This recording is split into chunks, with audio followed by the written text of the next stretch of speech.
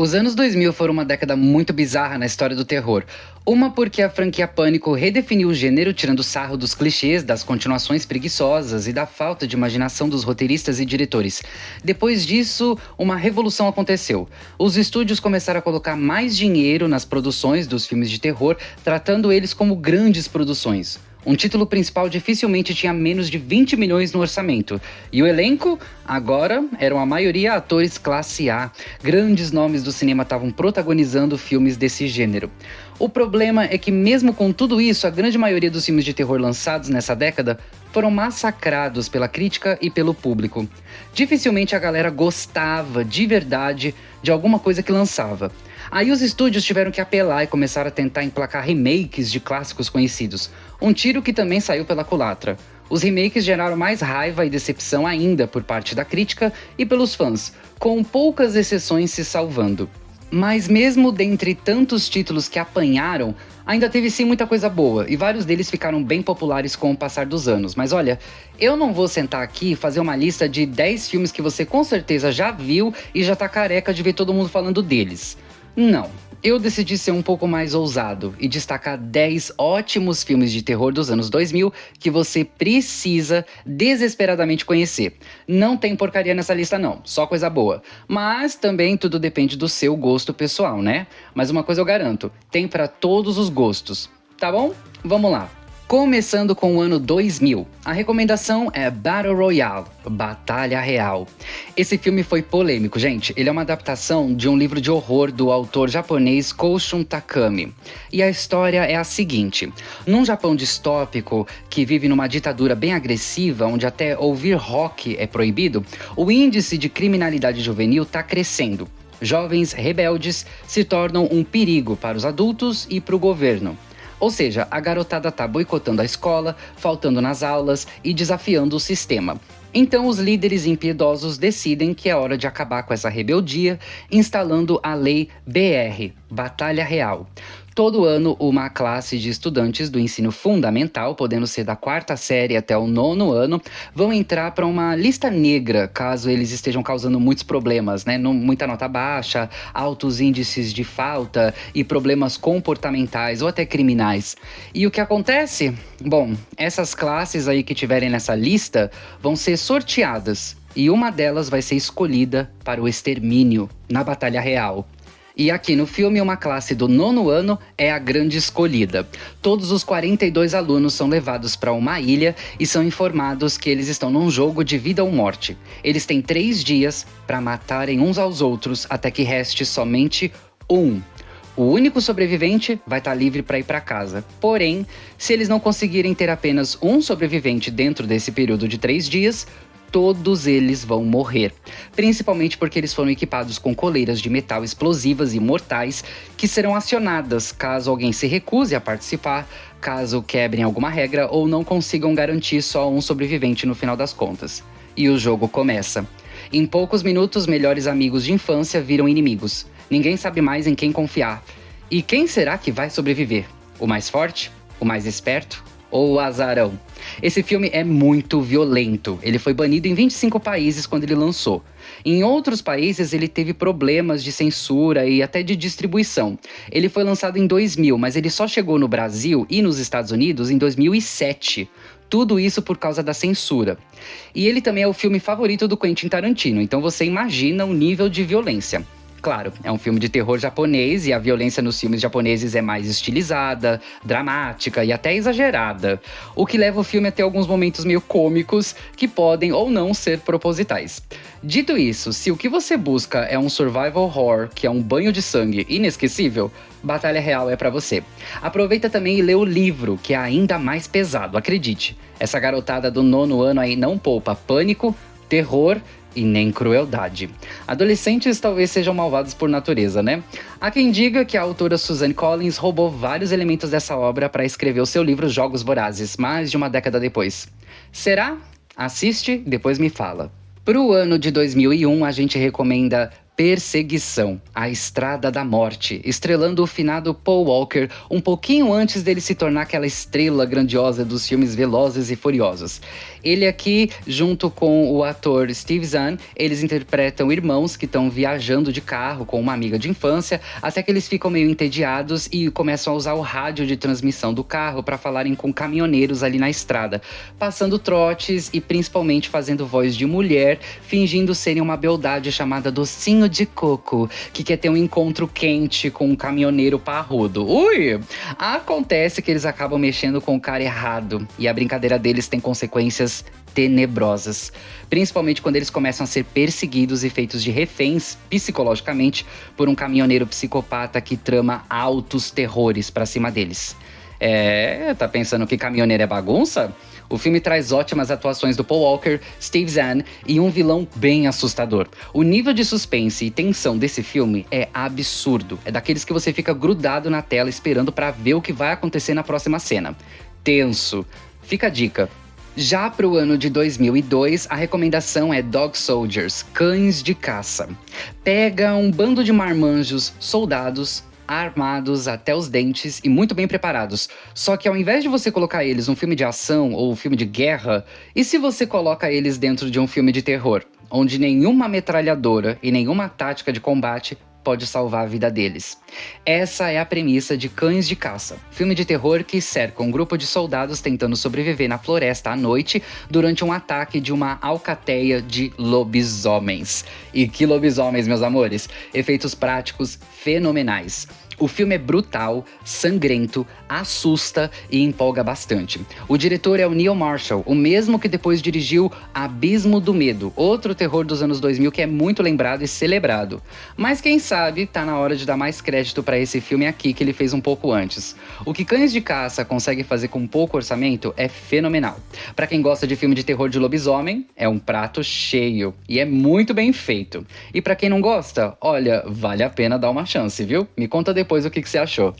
Já pro ano de 2003, a gente recomenda o filme Identidade.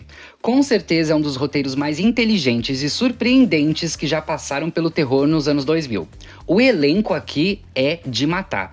John Cusack, Amanda Peet, a Scream Queen Clea Duvall e o grandíssimo Ray Liotta são só algumas das estrelas aqui. A princípio, a história parece simples, levemente inspirada no livro de Agatha Christie e não sobrou nenhum. Mas essa é uma história original, que tira o subgênero slasher do nicho adolescente e traz uma pegada mais adulta e psicológica. Aqui nós temos 10 estranhos dirigindo numa estrada, e por conta de vários acontecimentos e coincidências estranhas, eles acabam todos hospedados no mesmo motel de beira de estrada, no meio de uma maldita chuva que não para. Como se já não fosse ruim o suficiente, eles começam a morrer. Um de cada vez, de formas estranhas e misteriosas. Será que há um assassino entre eles? Será que um deles é o assassino? Ou tem alguma outra presença obscura eliminando eles um a um? A cada morte, uma mensagem. A cada morte, uma nova contagem regressiva se inicia, para solucionar um mistério que quase ninguém consegue adivinhar o final. Tem filmes aí que tem grandes plot twists no fim, mas esse daqui tem um baita plot twist a cada, 15 minutos. É impossível prever o que vai acontecer a seguir. O filme o tempo todo puxa o seu tapete e dá um tabefe nas suas expectativas. Quem gosta de brincar de detetive vai gostar. Para alguns ele pode ser um pouquinho difícil de entender, então presta bastante atenção nas cenas, não fica bobeando com o celular na mão, fica bem ligado assistindo com as luzes apagadas, de preferência num dia ou numa noite chuvosa, e se prepare para vários arrepios, mortes chocantes e reviravoltas inteligentes que vão dar um nó na sua cabeça.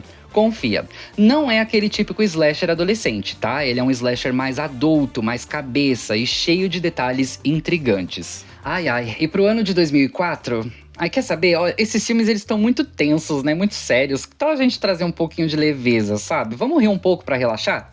Rir é bom, galera. Ainda mais se o rolê acompanhar uma tequila, uma festa, uma diversão descarada. E que lugar melhor pra gente conseguir tudo isso do que na Ilha do Prazer, na Costa Rica. Um resort pra gente safada e descompromissada passar uma semana num lugar onde quase tudo é permitido. E tudo isso você encontra no filme de 2004, Pânico na Ilha.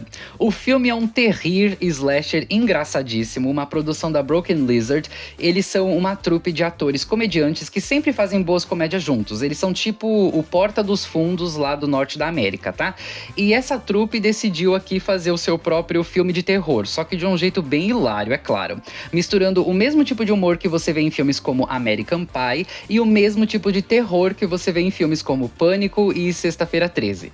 Essa combinação é ousada e sem vergonha, tá? E é totalmente politicamente incorreta da melhor maneira possível. A história segue um resort no Caribe cujos funcionários, preguiçosos e sem vergonhas, começam a ser aterrorizados por um serial killer metido a gerente que deixa uma mensagem bem clara com sangue. Façam o seu trabalho e vivam. E aí, minha filha, terror do CLT, né? Todo mundo entra na roda. Os instrutores de esportes, o massagista, a bartender, o DJ, o cantor, todo mundo que trabalha ali vai ter que parar de fazer farra, parar de sumir durante o turno, vão ter que fazer as pausas direitinho e bater o ponto, porque senão eles vão rodar no facão.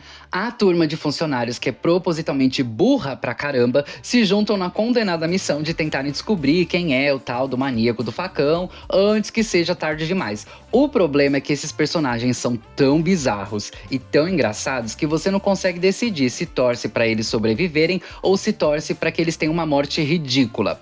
Eu não vou dar spoilers, tá? Tem muita piada boa, mas uma que eu posso destacar é quando o Lars, o massagista, que é um pouco gordinho, tá sendo perseguido pelo assassino ali e ele faz um ritual de meditação pra conseguir emagrecer em questão de segundos só pra poder caber no esconderijo apertado. Tipo... Ai, meu Deus, só de lembrar desse aqui eu já começo a rir. O humor dele é meio sem filtro, é descarado, ele não vai agradar todo mundo, mas pra quem gosta de um terrir e algumas cenas de morte bem brutais, olha, vai com tudo. Ok, a gente já teve aí um alívio cômico, já deu pra respirar um pouco, então agora a gente pode voltar pra aquilo que é mais tenso. E eu tava aqui pensando, eu recomendei Batalha Real, né? E querendo ou não, Batalha Real é uma obra extremamente influente, que redefiniu o survival horror e gerou várias cópias, inclusive Jogos Vorazes, né? Que não é survival horror, mas é similar do mesmo jeito. Só que lá em 2005 teve um filme britânico que pegou essa premissa emprestada e conseguiu tirar leite de pedra com ela. Tô falando do tenso filme Aprisionados. A trama é a seguinte: 9 pessoas completamente desconhecidas são sequestradas e acordam numa casa. Uma casa em que as janelas são emparedadas. Não tem saída. Mas sabe o que tem lá? Um monte de câmera. E aí vem o anúncio, que eles basicamente foram raptados por uma galera possivelmente aí da Dark Web e colocados num reality show mortal. É tipo um Big Brother, só que ao invés de você votar pra eliminar alguém da casa, essa pessoa tem que morrer. Pesado, né? Pra complicar ainda mais, o vencedor vai ganhar um prêmio de 5 milhões. Eita nós! Você imagina, né? Aí começam as alianças, as panelinhas, não confie no fulano, não confie na ciclana, quem que vai sobreviver, quem é que vai levar o prêmio. Olha, pode ser mais difícil de adivinhar do que você pensa. O filme não tem, um protagonista definido, então qualquer um ali pode acabar sendo o último de pé e levar a bolada no final. Se prepare para um filme tenso, claustrofóbico, violento e cheio de conflitos psicológicos que vai te deixar de boca aberta no final. Aprisionados, de 2005. Fica a dica. E como vocês sabem, o canal Críticos de Filmes de Terror agora não fala só de filmes, livros e séries. A gente aborda jogos de videogame agora também. E é por isso que eu tenho uma super recomendação para os nossos queridos gamers que acompanham o canal também agora. Porque lá em 2006 lançava Stay Alive, Jogo Mortal. Esse daqui é bem legal. Esse filme ele conta a história de um grupo de amigos gamers que estão de luto, né? Porque um amigo muito próximo deles acabou de falecer, né? E esse amigo era um gamer profissional e inclusive recebia jogos com antecedência para testar eles e jogar em primeira mão. Bom, eles herdaram alguns dos jogos da coleção desse amigo. Inclusive, esse lançamento aí obscuro que ele estava testando antes de falecer. É um jogo de terror chamado Stay Alive, Fique Vivo. A galera então se reúne para jogar uma partida em homenagem a esse amigo falecido, até que, no meio dos sustos, dos tiros de mentirinha e as risadas, a coisa começa a ficar assustadora. Porque o jogo vem com uma maldição. Se você morrer no jogo, você morre de verdade. É, babado. Então a galera se junta pra desvendar o mistério em torno da maldição desse jogo, enquanto eles precisam manter os seus avatares vivos ali no console. Mas assim que a entidade maligna percebe que eles estão enfiando o nariz onde não foram chamados, bem, a dificuldade começa a aumentar. Esse filme tem sustos bem bolados, personagens e mortes muito interessantes, além dessa mistura entre o mundo dos games e o mundo real, que traz todo um visual e uma pegada bem maneira pro filme. Um survival horror que saiu direto dos consoles para as telas do cinema. Para todos os gamers, esse filme de terror foi feito para vocês. De nada, galera! Tava pensando aqui, os anos 2000 foram meio que o ápice dos reality shows, né? O Big Brother era um dos programas mais assistidos naquela década. O próprio filme de 2005, que tá aqui na lista, O Aprisionados, prova isso. Mas lá em 2007, teve um filme que levou isso mais além. Estrelando Eva Mendes, Jeffrey Dean Morgan, a Scream Queen Katie Cassidy e o Scream King Jay Hernandez, lançou um filme que foi tão polêmico que ele teve certos problemas aí para ser distribuído nos cinemas e acabou não indo parar até na maioria das locadoras ou nos streamings. Pouca gente conseguiu ver, mas quem conseguiu ver nunca mais esqueceu. E esse filme é Ao Vivo, de 2007. O polêmico filme sobre um reality show mortal. A premissa é a seguinte: uma grande produtora de TV, interpretada pela Eva Mendes, descobre uma brecha na lei que não proíbe, de forma alguma, a exibição de mortes reais no horário nobre. Pois é, e sabe o que ela faz? Ela cria um reality show em que os participantes vão jogar roleta russa ao vivo com a plateia. Gente, eu tremi só de pensar. E aí começam a aparecer os participantes, tipo, gente querendo participar dessa bagaça.